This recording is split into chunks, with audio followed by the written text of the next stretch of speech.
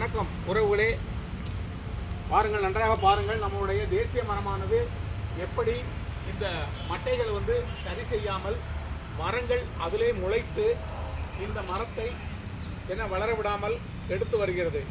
ஆகவே இந்த மரத்தை நாம் சுத்தம் செய்ய வேண்டும்.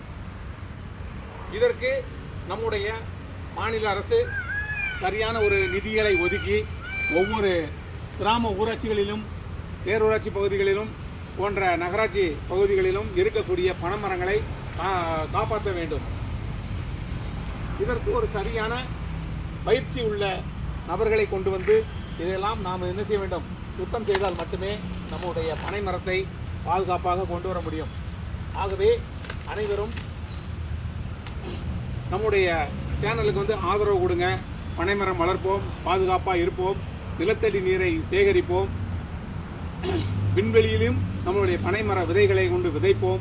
விண்வெளிக்கு இன்று நம்மளுடைய மக்களை விண்வெளியில் வாழ வைக்கலாம் என்று சொல்லிக் கொண்டிருக்கிறார்கள். அத்தோடு நாமும் பனைமரத்தையும் கொண்டு மேலே கொண்டு அதை விதைத்து பனைமரத்தில் உள்ள பொருட்களை எடுத்து சாப்பிடுவதற்கு நாம் எல்லாம் தயாராக இருப்போம். நோய் நொடி இல்லாமல் வாழ்வதற்கு இது ஒரு சிறந்த வழி. பூமியில் இருந்தால் நமக்கு மருந்து மாத்திரை கிடைக்கும், மேலே விண்வெளியில் எதுவுமே கிடைக்காது. நொங்கு பதநீர் சாப்பிட்டு நம்மளுடைய உடல் நலத்தை பேணி காப்பாற்றுவோம் என்று இந்த நேரத்தில் இந்த பதிவை நாம் பதிவு செய்து கொள்கிறோம். பாருங்கள், இவ்வளவு மோசமான ஒரு சூழ்நிலையில் நம்முடைய தேசிய மரம் பனைமரமானது பாதுகாப்பு இல்லாமல் அலைக்கழிக்கப்பட்டு வருகிறது. ஆகவே அனைவரும் ஒன்று கூடுவோம். ஒன்றாக சேர்ந்து பனைமரத்தை வளர்ப்பதற்காக நீங்கள் குரல் கொடுக்க வேண்டும் என்று நான் கேட்டுக்கொள்கிறேன். நன்றி, வணக்கம். அதே போன்று நம்முடைய பகுதியில் பாருங்கள், இதே போன்று பனை விதைகள் எங்கு பார்த்தாலும் இருக்கிறது. இந்த பனை விதைகள் இதனுடைய பலன்கள் தெரியாமல் என்ன செய்கிறாங்க, யாருமே அதை பயன்படுத்தாமல் இருக்கிறாங்க. இதெல்லாம் பார்த்து தெரிஞ்சுக்கோங்க. ஒரு பனை விதையின் உயிர் 125 ஆண்டுகள் குறைந்தபட்சம். ஆகவே அனைவரும் நம்மளுடைய ஒத்துழைப்பின் காரணத்தால் நம்முடைய பனைமரத்தை நட்டு மக்களுக்கும் குழந்தைகளுக்கும் எதிர்காலத்தில் உள்ள இளைஞர்களுக்கும் ஒரு நல்ல ஒரு வழியை காட்டக்கூடிய ஒரு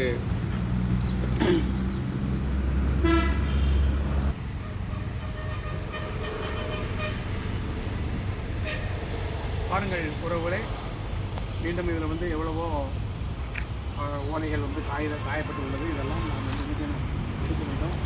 அதற்கு நமக்கு அரசு அனுமதி கொடுத்து அரசு உதவியுடன் இந்த பணிகளை செய்தால் இன்னும் சிறப்பாக இருக்கும் என்று இந்த பதிவை நாங்கள் பதிவு செய்து கொள்கிறோம். ஆமாம், பாருங்கள், இந்த பாருங்கள், மரத்து கீழே அனைத்தும்